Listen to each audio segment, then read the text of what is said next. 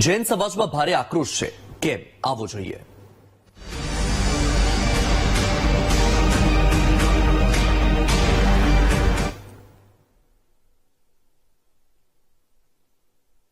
રાજસ્થાનમાં વિહાર કરતા જૈન સાધુના અકસ્માતમાં મોતની ઘટનાથી રાજ્યભરમાં ઘેરા પડઘા પડ્યા છે. હંમેશા શાંત રહેતો જૈન સમાજ આંદોલનના માર્ગે ચડ્યો છે.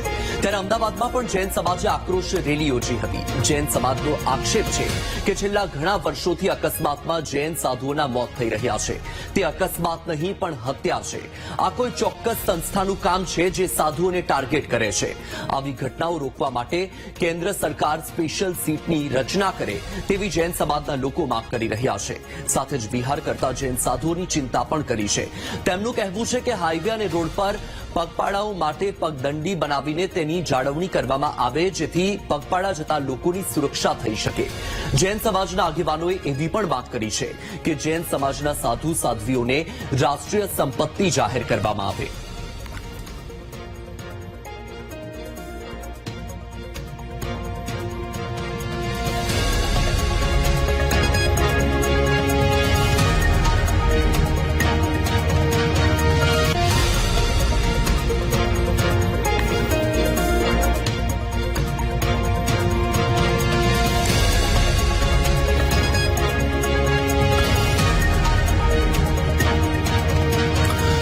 તો આ દ્રશ્ય આપ જોઈ રહ્યા છો. જૈન સમાજ કે જે હંમેશા શાંતિપ્રિય રહ્યો છે પરંતુ હવે આંદોલનના માર્ગે ચડ્યો છે. રાજસ્થાનના પાલીમાં એક જૈન સાધુનું અકસ્માતમાં મૃત્યુ થયું અને તેનો રોષ ગુજરાતમાં પણ જોવા મળી રહ્યો છે અને જૈન સમાજની કેટલીક માગણી પણ છે.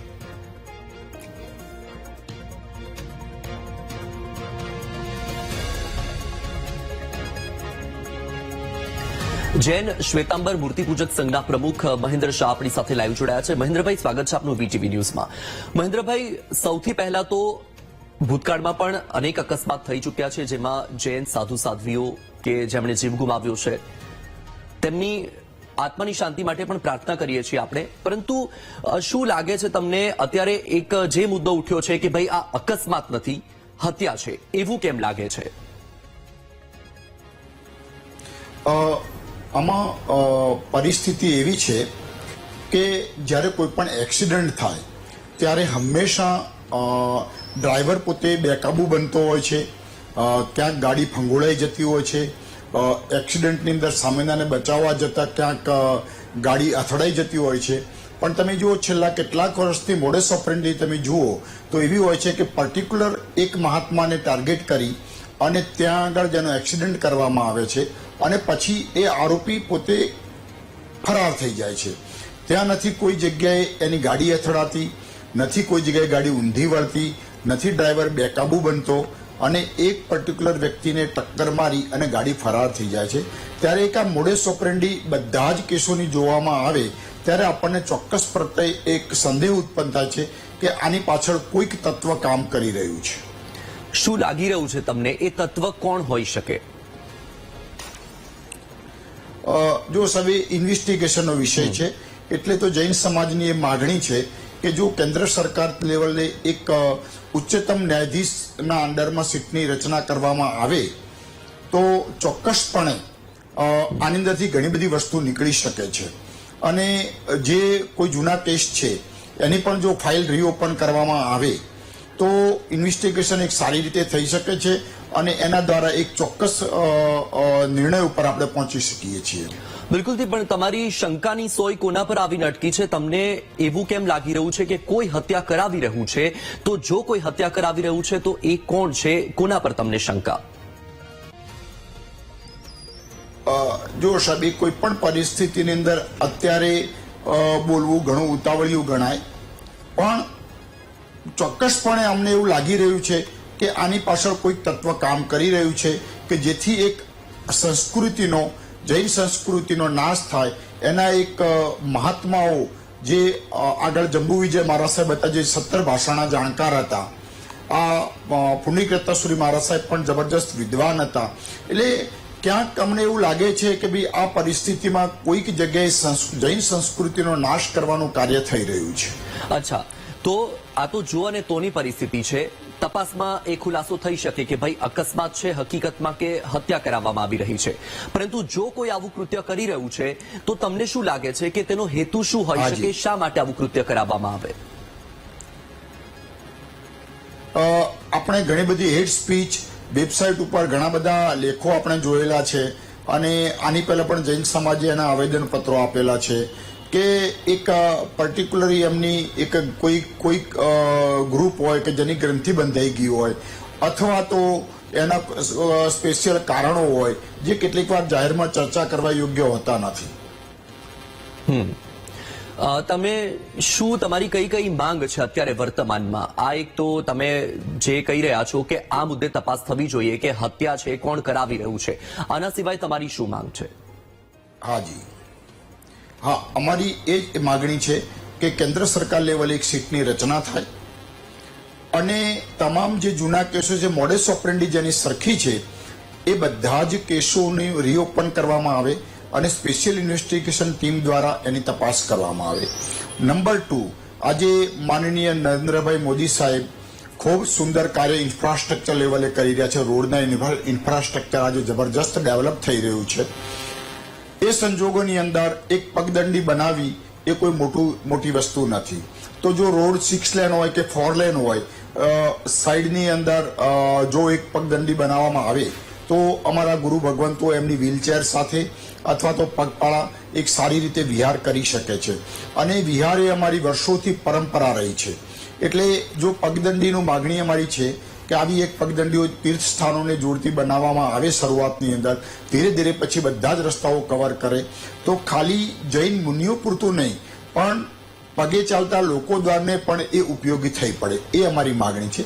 ત્રીજું, સાધુ સંતને એક રાષ્ટ્રીય સંપત્તિ ડિક્લેર કરવામાં આવે, કારણ કે આના દ્વારા જ ધર્મના સંસ્કારો જળવાઈ રહેવાના છે, આના દ્વારા જ સંસ્કૃતિ જળવાઈ રહેવાની છે અને એ માટે જો આને રાષ્ટ્રીય સંપત્તિ જાહેર કરવામાં આવે તો એ વધુ સારું રહે છે. જી, અને જો અત્યારે તો તમે તમારી માગણી સરકારની સામે મૂકી રહ્યા છો, પરંતુ એ માગણીનો સ્વીકાર ન થાય તો આગામી સમયમાં શું આયોજન છે તમારું એને લઈને? જો સાહેબ, અમને એક સંપૂર્ણ વિશ્વાસ નરેન્દ્રભાઈ મોદી સાહેબમાં છે કે અમારી આ પરિસ્થિતિને ચોક્કસપણે સમજ છે.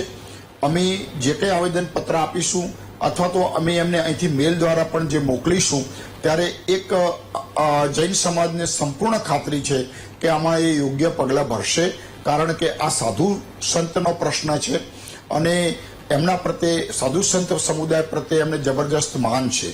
એટલે આમાં જો અને તોનો સવાલ આવતો જ નથી કે અમને વિશ્વાસ છે કે એમના સુધી અમારો અવાજ પહોંચશે. જી બિલકુલથી. અગાઉ પણ અનેક અકસ્માતના કિસ્સાઓ આવ્યા છે સામે. તમે પણ કહ્યું કે દરેક જે અકસ્માતના કિસ્સાઓ સામે આવ્યા હતા તેમાં મોડેસ ઓપરેન્ડી સેમ હતી કે એક સરખી હતી, તો એમાં પણ તપાસ તો થઈ હતી ઘણા બધા કેસની અંદર. હા, તો એમાં પણ તપાસ તો થઈ હતી. તો શું જો સાહેબ અત્યારે પણ, હા, જો હવે અત્યારે માનો કે જે કેસ ચાલી રહ્યો છે બરાબર છે, તો એની અંદર પણ તપાસ તો થઈ જ રહી છે, પણ છતું ડ્રાઈવરને કેવી ટ્રીટમેન્ટ આપવામાં આવે છે, કઈ રીતે કાર્ય પદ્ધતિ આગળ વધી રહી છે. એટલે અમને અમારી માગણી એવી છે કે આની અંદર જૈન સમાજને સાથે રાખી અને જે જગ્યાએ એક્સિડન્ટ થયો છે એ વિસ્તારની બહાર આ કેસને સોંપવામાં આવે અને એની સંપૂર્ણ રીતે ઇન્વેસ્ટિગેશન જૈન સમાજને સાથે રહીને કરવામાં આવે એવી અમારી ઈચ્છા છે. અચ્છા, એટલે તમે એવું કહી રહ્યા છો કે તપાસ તો થઈ જ રહી છે પણ ડ્રાઈવરને કેવી સુવિધા આપવામાં આવી રહી છે તે ખબર નથી. એટલે ક્યાંક એનો અર્થ એવો આપણે કાઢી શકીએ કે ભાઈ તપાસના નામે તરકટ થઈ રહ્યું છે કે કોઈ જે આરોપી છે તેને બચાવવાનો પ્રયત્ન કરી રહ્યું છે? ના સાહેબ, ના, એવું અમે કહી શકીએ નહીં, કારણ કે અમને પ્રશાસન ઉપર પણ ભરોસો છે, પણ ક્યાંક કોઈક સંજોગો એવા ઉભા થતા હોય કે જેમાં પૂરેપૂરા ઇન્વેસ્ટિગેશનની અમારી અપેક્ષા છે અને જે વિસ્તારની અંદર આ ઘટના બની છે એની બહાર એને જો એક ઇન્વેસ્ટિગેશન સોંપવામાં આવે તો એ વધુ સારું રહે. જી બિલકુલ. મહેન્દ્રભાઈ, વીટીવી સાથે જોડાવા બદલ આપનો ખૂબ ખૂબ આભાર અને આશા રાખીએ છીએ કે તમારી જે માગણીઓ છે એ સરકાર સુધી પહોંચે અને એ માગણીઓ પર કામગીરી પણ કરવામાં આવે.